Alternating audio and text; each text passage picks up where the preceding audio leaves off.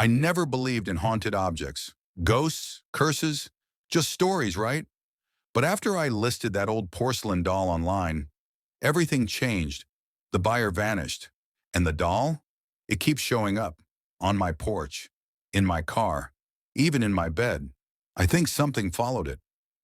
Before I tell you what happened, hit that like button to support more real scary stories, and subscribe if you want to hear things you won't believe are true. Turn the lights off, put your headphones on, and remember, some things should never be sold.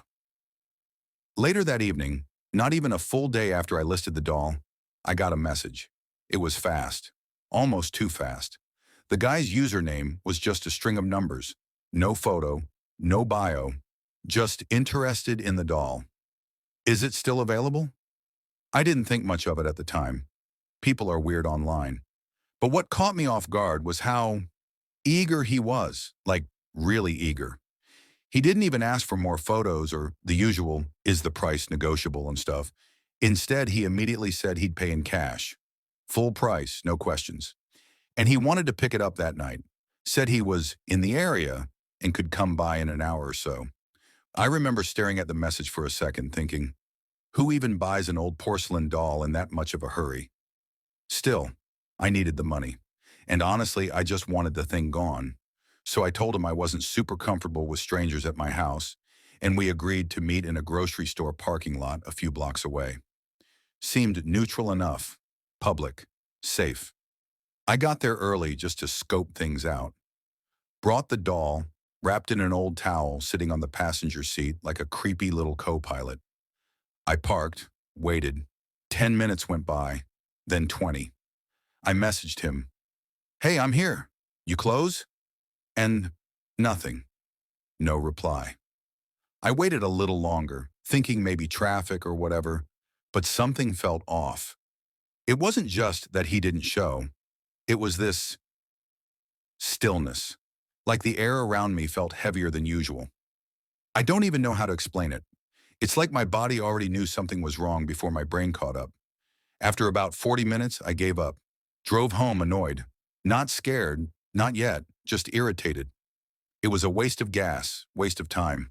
But when I got home, I checked my phone again and his account, it was gone. Not like he blocked me. I mean vanished. The message thread disappeared entirely. No name, no trace. It was like I had imagined the whole thing, except I didn't, because the doll was still there, sitting silently in the seat beside me. And somehow, it looked like it was smiling. Just a little. After that weird night with the no-show buyer, I figured that was the end of it. Just another flaky stranger from the internet. I left the doll on a shelf in the hallway, planning to relist it the next day. I didn't really think about it again until the next morning. That's when things started to feel off. I woke up to the sound of tapping. Not loud, not urgent, just this soft, rhythmic tapping, like fingernails on wood. At first, I thought it was coming from outside, maybe a branch or something hitting the window. But when I opened my bedroom door, the sound stopped. Completely. And the doll, it wasn't where I left it. I had placed it on a shelf just inside the hallway, across from the kitchen. But now it was on the floor, sitting perfectly upright, facing my bedroom door. Like it had been waiting for me to open it. I remember just standing there staring at it, trying to make sense of it. I live alone. No pets, no kids. There's no way it could have fallen like that and landed so neatly. But I didn't want to be dramatic, so I convinced myself maybe I knocked the shelf when I walked by. Maybe I was just tired. I put it back. That night I couldn't sleep. I kept hearing things. Not loud crashes or anything, just small sounds. Like something walking around barefoot. Like tiny feet on wood floors. Every time I sat up in bed and listened, it would stop. Total silence. But as soon as I laid back down, it started again. At one point, I heard what sounded like a whisper. Just one. Right outside my door. It was so faint I almost thought it was my imagination. But it was there. A little voice. A single word I couldn't quite catch. The next morning I found the doll in the living room. Again, I hadn't moved it. That's when my cat started acting weird too. She's usually super chill, affectionate. the kind of cat that follows you around like a dog. But now, she wouldn't go near the hallway, wouldn't even glance in its direction. Every time she got close, her fur stood up, tail puffed, ears back. She hissed at something that wasn't there, and when I finally picked her up and tried to bring her near the doll, she scratched me. Deep. Blood ran down my arm. She bolted under the bed and stayed there for hours. I know how it sounds. I get it. I wouldn't believe me either. But something changed in the house after that night. The air felt colder. The lights started flickering, especially near the hallway. And the doll? It kept ending up in places I never left it. Each time I put it away, it found its way closer. First the hallway, then the living room, then just outside my bedroom, always sitting, always facing me, like it was waiting, like it knew me. At this point, I just wanted the thing gone. I tried to tell myself I was being paranoid, that everything had a logical explanation. Sleep deprivation, overthinking, maybe even stress from everything going on.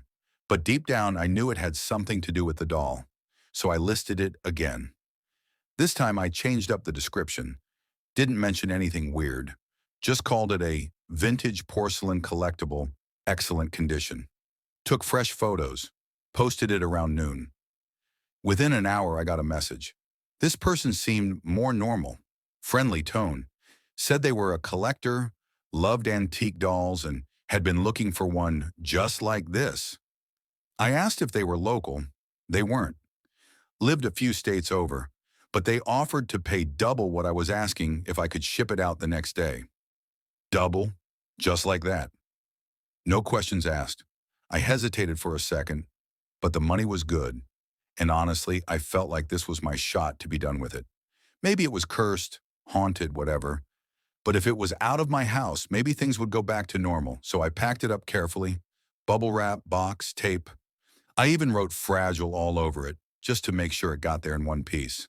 The post office was quiet that morning. I dropped it off, paid extra for tracking, and walked out feeling a weird mix of relief and guilt. Like I had just dumped my problem on someone else. But for a moment, I really believed that was it. That I'd wake up the next day and the hallway would feel normal again. That I could breathe without feeling like something was watching me. A few days went by. Nothing strange happened. No whispers, no movement. My cat even started coming back out from under the bed. I let myself believe it was over. Then I got a notification. Package delivered. I smiled, actually smiled. But a week later, the box came back. Same exact package, same tape, same label, even the same fragile written in my handwriting. No return address. Nothing inside the box had been touched. It was exactly how I had packed it. And the doll, still wrapped, still intact, still watching. I stared at that box for a long time. I didn't want to open it. I didn't even want to touch it. But I had to know. Maybe the buyer returned it. Maybe something happened. I checked the message thread to ask what was going on, but the account was gone. Again. No name, no messages, like it had never existed. I should have been scared, and I was in a way. But more than anything, I just felt this heavy, gnawing realization sink in. The doll didn't want to leave. Or maybe it wasn't allowed to. Either way, it was back, and it wasn't going anywhere. After the package came back, I didn't even bother trying to sell it again. I didn't list it, didn't touch it for a day or two. Just left it in the shipping box, sealed up, shoved in the garage like a dirty secret I didn't want to deal with. I told myself I was done. Out of sight, out of mind. But the thing about pretending nothing's wrong is it only works until something is. The first real scare came a few nights later. I woke up around 3 a.m. to the sound of something scraping against the wall, like fingernails or tiny plastic. I froze in bed, my heart pounding. The noise was faint but steady, not loud enough to wake the neighbors, just loud enough to make sure I heard it. I didn't want to get up. I really didn't, but I couldn't ignore it either. So I grabbed my phone, turned on the flashlight, and crept down the hallway. The house was silent, but I could feel something. You know that feeling when someone's standing behind you, just out of sight? That thick, heavy pressure on your back? That's what it felt like. When I opened the door to the garage, the air hit me first. Cold. Way colder than it should have been. My flashlight flickered for a second, then steadied. And there, right in the center of the garage floor, was the doll. Out of the box. Just sitting there. Facing the door. Like it had been waiting for me again. I didn't scream. I didn't run. I just stared. Because I knew I didn't open that box. I didn't touch it. No one else was in the house. And yet, there it was. I didn't sleep the rest of the night. Over the next few days, it kept happening. I'd leave the doll one place, find it in another. Always upright. Always facing me. I tested it a few times. Put it on a high shelf. Even locked it in a cabinet. Didn't matter. The next morning, it'd be in the hallway. Or on the kitchen counter. Once I found it in my car. In the passenger seat. That one messed me up. Because my car was locked. Alarm on. Keys on my nightstand. I even started recording at night. Motion detection cameras. And I wish I could say they caught something clear. But the footage was worse. Every clip would glitch. Freeze for a second. Skip time. Like something didn't want to be seen. But there was one moment, one frame, that still haunts me. It was a shot of the living room. The doll was sitting on the rug, right in the middle. But her head, it was turned looking straight at the camera. I never positioned her like that. I never even noticed it move. The worst part wasn't what the doll was doing. It was how it made me feel. Like I wasn't alone anymore. Like my house didn't belong to me. Every sound, every shadow, every cold spot felt like it was watching me, feeding off my fear. I stopped sleeping, stopped eating. I felt like I was losing my mind. And the doll, it just kept smiling. I didn't know what else to do. By that point, I was exhausted. Not just tired, worn down, mentally, physically, spiritually maybe. The house didn't feel like home anymore. Every room felt off, like the walls were closing in. I didn't want to be there, but I couldn't bring myself to leave either. It felt like if I left, the doll would follow. So I did something I never thought I'd do. I looked up a medium. I didn't know if I believed in all that stuff. Spirits, energy, psychic connections. It all sounded kind of fake to me. But nothing else had worked, and honestly, I was desperate. I found a woman in my area through a referral post in some obscure paranormal subreddit. Her name was Marie. She didn't have a website, didn't do TikToks or YouTube readings. She wasn't selling anything, just an email and a line that said, "Some things don't want to be forgotten." I messaged her. She replied within the hour. 2 days later, she was standing in my living room. Marie didn't look like what I expected. No beads or robes or crystals hanging around her neck. She looked normal, calm, quiet. But the second she stepped inside, she paused. Her eyes immediately flicked toward the hallway, where I had left the doll on a chair. Just out in the open now. Hiding it clearly didn't matter. She didn't speak for a moment, just walked slowly over to it. Stood in front of it, with her arms crossed like she was listening to something I couldn't hear. Then, in the softest voice, she said, "This isn't a toy. It's a vessel." I felt a chill crawl down my spine. She asked me where I got it.